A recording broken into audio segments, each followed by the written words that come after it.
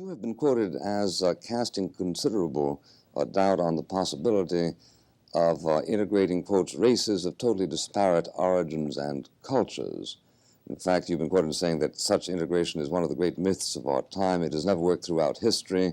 You went on to say in this particular article published in the New York Times, and quoting you, the U.S. lost its only real opportunity of solving its racial problem when it failed after the Civil War to partition the old Confederacy into a South Africa and a Liberia. I have an idea, if I may interpolate, that this is not a verbatim, but is a report of a conversation with me. Yes, sir. However, I'm therefore emphasizing that the words are not mine, but certainly I recognize the discussion.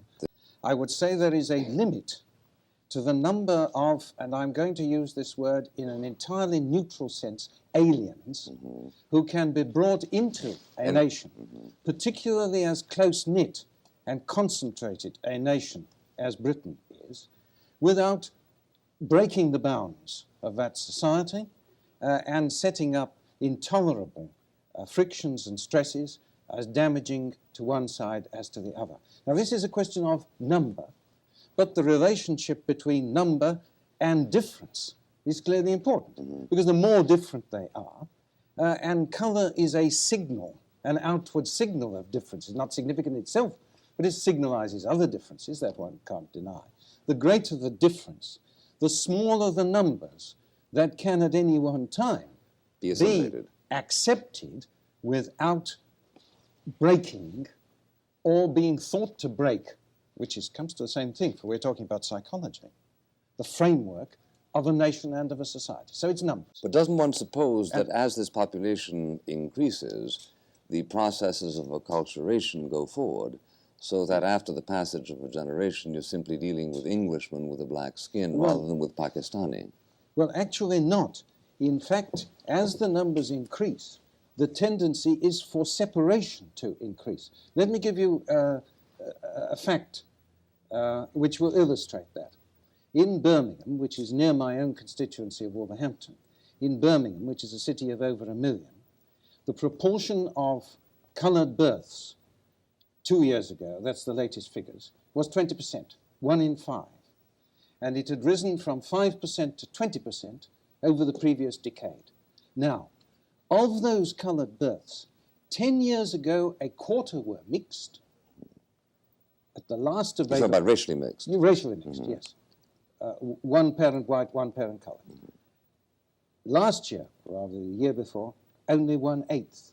So that as the numbers increased, the degree of intermarriage and assimilation was diminishing. When I said acculturation, I didn't mean miscegenation.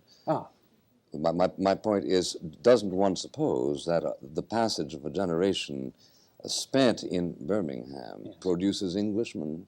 Not if it is spent in areas which are totally occupied by people of one's own culture, language, and we must remember that we are now primarily talking of East India. Well, do they go to schools that teach English? Well, there are increasingly pressures for them to be taught in Punjabi or Hindustani. And even if they learn English at school, they return, and the girls return to Purdah after they leave school. The Pakistani girls in Bradford return to Purdah after leaving school. So that as the numbers almost explosively increase in this generation, you do in fact get a pulling apart. Whereas if there were 1 in 100 or 2 in 100, then this cultural assimilation, whether accompanied by miscegenation or not, against which I've got no prejudice, would take place. The larger the numbers, the higher the concentrated proportion, the less, in fact, it does or is likely to happen. Well, I understand you to be saying that it is vain for you to attempt to persuade your constituency to speed the processes of acculturation of people who immigrate to England. This is ultra vires, so to speak, or do I understand that you're prepared to do that, but they're not going to pay any attention to you? I think there's an important distinction. What I'm saying there is that a politician starts from human nature as it is. It is not his business to change it, nor is it changeable within measurable periods of time by political action. That's my belief. That's an assertion, I admit. but those words are indeed mine, and they represent my considered view. If I thought that the present effects of Commonwealth immigration in Britain were irreversible, then I would be looking for every possible method of minimizing the risk of future conflict and friction arising out of human nature as it is. But I happen to be convinced that these effects are to a large extent reversible. And therefore I must devote my attention and seek to get my colleagues in politics to devote their attention to reversing those consequences. Well, can't you do the two simultaneously? Well, no, because the one acts against the other. Let me give an example. Yeah. As long as, and this is the present situation, the immigrants in my own town of Wolverhampton regard themselves as belonging to the home communities from which they came, and they do, then their return to those communities can be facilitated, assisted, and helped.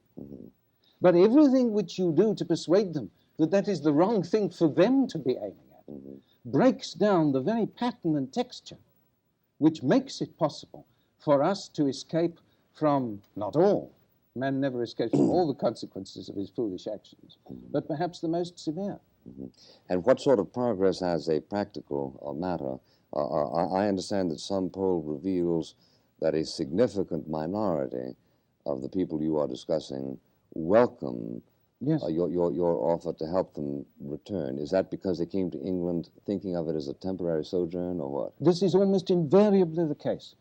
Almost invariably, these immigrants came to Britain with no intention whatsoever of making it their home.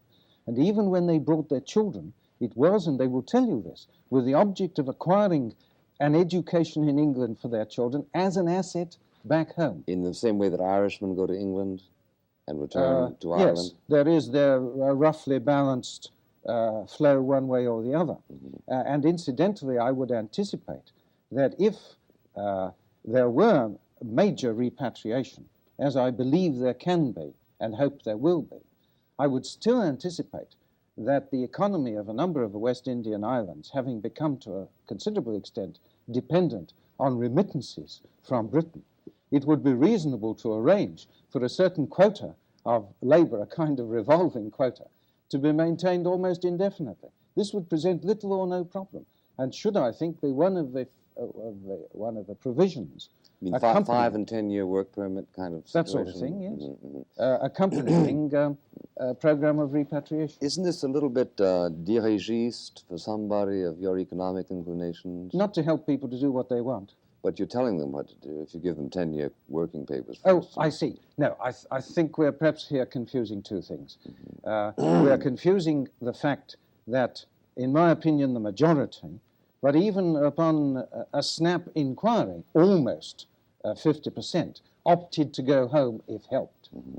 With the technical ways in which so big a repatriation, for that means a million, that means over 500,000. See, at the moment there's about 1 million to 250,000, 1.5 million in total. So we're talking about 500,000 or 600,000. Well, clearly, if large numbers like that were suddenly to repatriate themselves to the West Indies, you'd have considerable economic disturbance, which I think it should be part of the administration of this process to minimize and to smooth out. Yes, but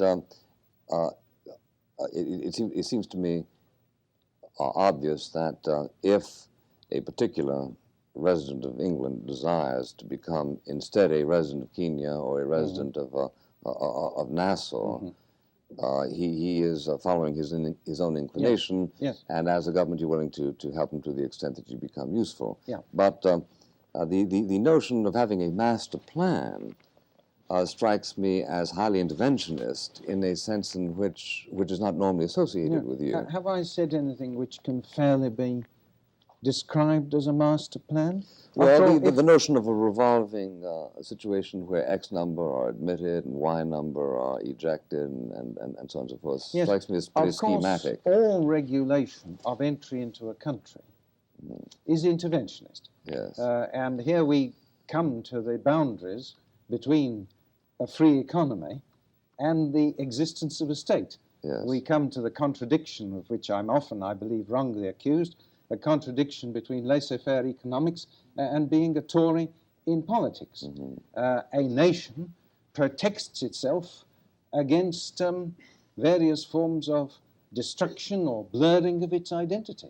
This indeed is interventionist, just as it is interventionist to maintain armed forces and to repel invasion.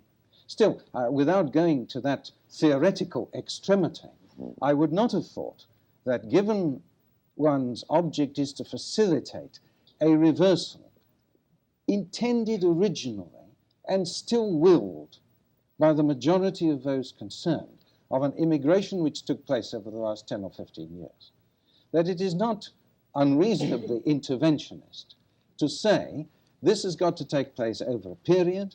It will have economic effects which could be shock effects unless various steps are taken to counteract that shock. I understand. If that's interventionism, I'm prepared to stand. Yeah, I understand your point, and I would like you, if you will, to illustrate how it is an application of your political philosophy as embodied in the following sentence.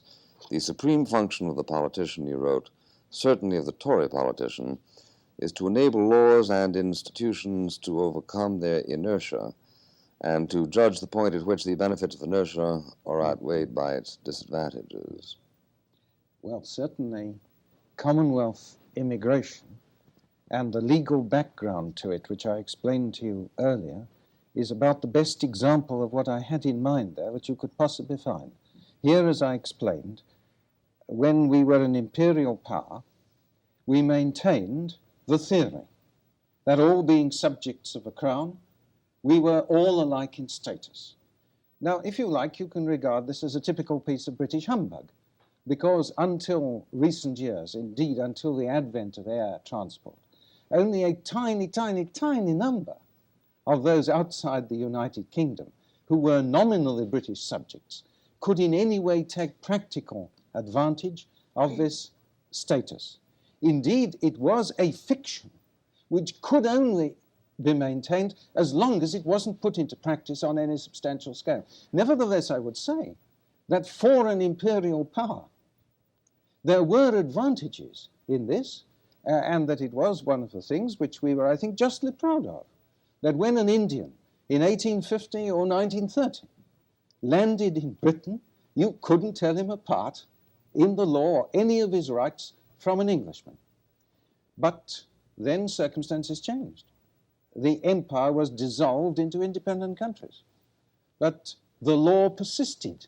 Indeed, it was altered. The inertia of the law carried on, so as to set up an intolerable conflict between what the law asserted, namely, there's no difference between me and a Pathan, or there's no difference between 2 million of me and 2 million Pathans, and the reality. And so the law required to be brought back into harmony with reality. In this case, there was a disastrous delay. The delay occurred for a typically British reason, that we love to humbug ourselves. And we like to believe that the empire on which the sun never set had been succeeded by a great and glorious Commonwealth on which the sun never set. The rest of the Commonwealth took no notice of us. But we had our own little pretense to assure ourselves that it still went on all right. Which was costly in at least this respect. Which cost us, as all humbug does, its revenges.